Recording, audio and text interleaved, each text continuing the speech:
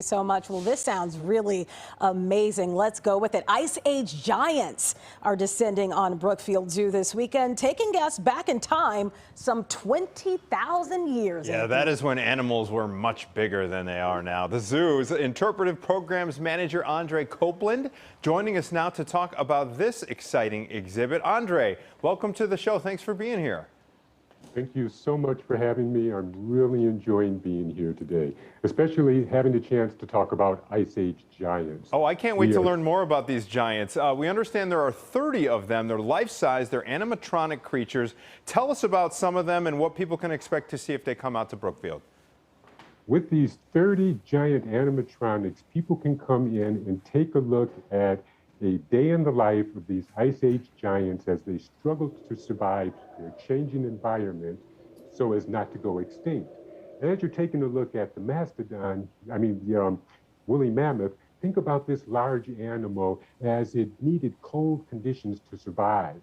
One of the top theories states that the conditions got so warm, it required this animal to move to colder areas, trying to keep up with its nutrient source where it perished.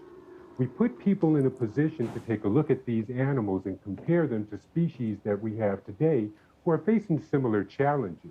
We can then ask people a very introspective question. If given an opportunity to make the world a better place for these Ice Age giants, what would you have done?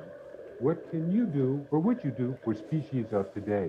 So it's a really cool way to take a look at some of the things that happened in the past, some of the things that our species today are dealing with, and giving people a chance not only to think about what they would do, but to consider the 4 major extinction theories about these Ice Age giants to see which one they think most credible, such as the one revolving around the Smilodon, and of course what we're looking at now, the mastodon with its young.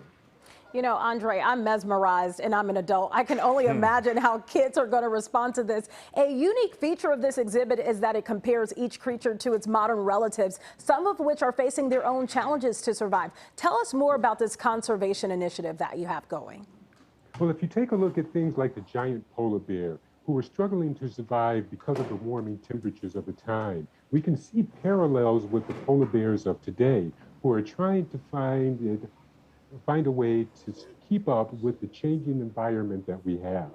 Many animals, such as the rhinoceros, are finding themselves competing against people for space in Africa, much the same way the woolly rhinoceros may have had to compete with space. This allows people to see some of the things that happened in the past and take a look at some of the things we can do today to live sustainably and harmoniously and make the world a better place for us all. History repeating itself, and hopefully we can do better this time around. Andre Copeland with Brookfield Zoo, thank you for your time. Exhibit looks really cool. We want to give folks some details on how to check it out. The Ice Age exhibit is free with your general admission to the zoo. It runs through October 30th. Andre, once again, thank you for being here. We appreciate it. Thanks for being with us. Thank you for having me.